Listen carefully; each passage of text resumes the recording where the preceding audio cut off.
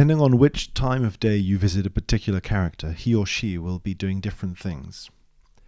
Well, we really didn't have time, so things had to fall into place. But in the case of Majora's Mask, it seems to me that having less time actually benefited its development. We want the game players to become fully familiar with the events and the happenings during the 3 days of the game, along with the kind of changes that can be made to the world that's being explored, thus the primary role the time element plays. So I wanted Tattle too to look similar to the fairies from Ocarina of Time, but with different characteristics. So this time, instead of riding on a horse or on the back of a dinosaur, why not become a different person, some other self, so that you can perform a completely different set of actions. Just like its predecessor, Ocarina of Time, Majora's Mask has characters that can be controlled by the player. Part of my job was to make several enhancements to those characters.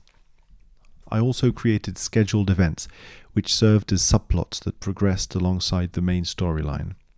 Miyamoto. Aonuma was the supervising director. Koizumi worked on the sub-events and player-related aspects. Takano was in charge of the script. Usui was involved with the dungeons, and Yamada was the head of system management.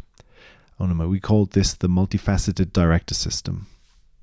For Majora's Mask, however, he took on the role of supervising director and was put in charge of the entire overworld to boot. I put in everything I've seen in my 30-something years on this earth. It's a very serious game. No, we don't really talk about things like that. In short, I basically figured, well, if Koizumi's thinking he'll do that, then I should be okay to do this. Because we had the same team on both Ocarina of Time and Majora's Mask, we already knew how things would turn out, even if they were never discussed. I never include worrywarts. Once our vision is more or less solidified, everyone goes off and starts working on each individual section. Once we realized that our initial setup just wasn't going to work, I was forced to recall the original team members.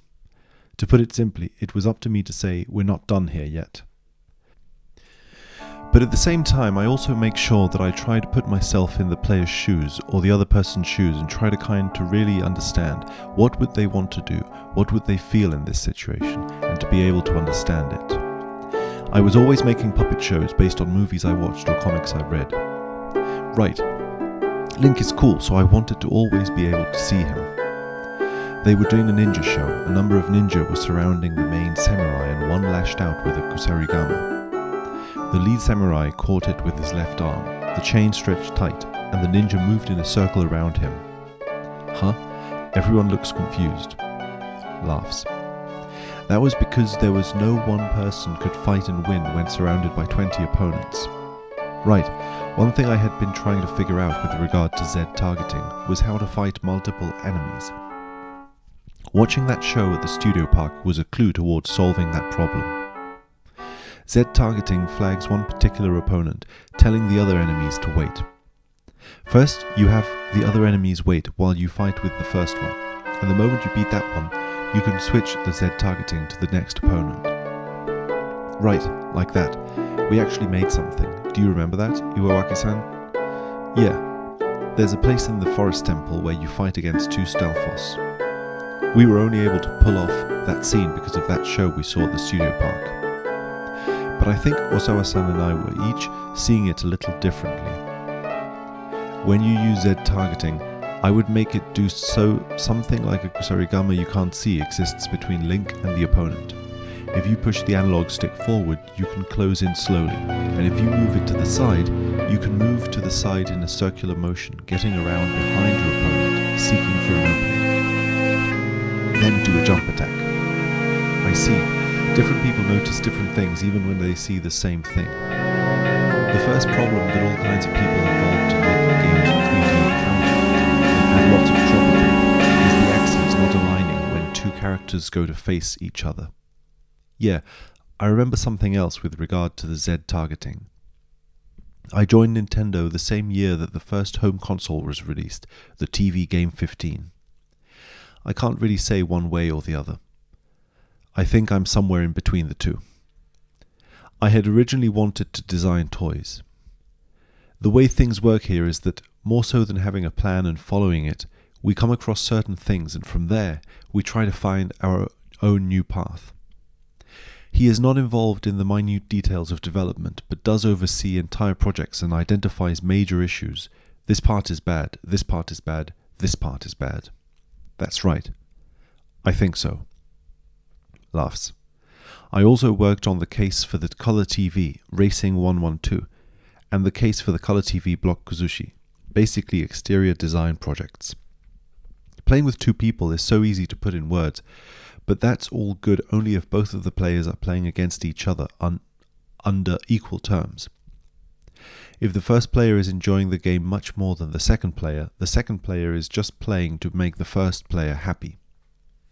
During the earlier stages of development, the person assisting the main player was able to spin by shaking the Wii remote and jump with the A button. You're right. Since we already made The Legend of Zelda Ocarina of Time, we had 3D models that we invested a lot of time in to build. Clocktown is shown on the map below and is divided into 4 sections: north, south, east and west. With that said, I hope that people try to take their time to go through it and don't try to rush through all at once. Nintendo is a company that connects with its consumers through products. When I first came up with that character, and we created the first Mario game, we had limited capability of the pixels that we could use. As technology advanced, sound and music specialists and graphic designers have also played a part in development. First, we decided what kind of course to make. I rolled and continued thinking what kind of software I could make, and when I met Koizumi-san around that time, I asked for his help. Aonuma, I tried to work on things all by myself, but I had no choice. I ended up asking Koizumi to come back. I couldn't have done it alone. Miyamoto, the designs just got bigger and bigger. Now this is sort of like the orthodox version of how to create Zelda dungeons, but I should bring up something that's really important to us now, is that we feel it's important to challenge the orthodoxy of the Zelda series as we are creating new games. The person who had been specifically in charge of dungeons up to that point had just changed over.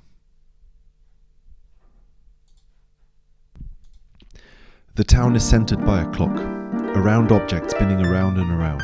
A moon sits above its axis. Tail is in danger, my brother. Sun turns to night. We have 2 moments. My death is a mask. Clocktown is wisdom. My apocalypse is here. Cost-effective method. Tower. Goat's news.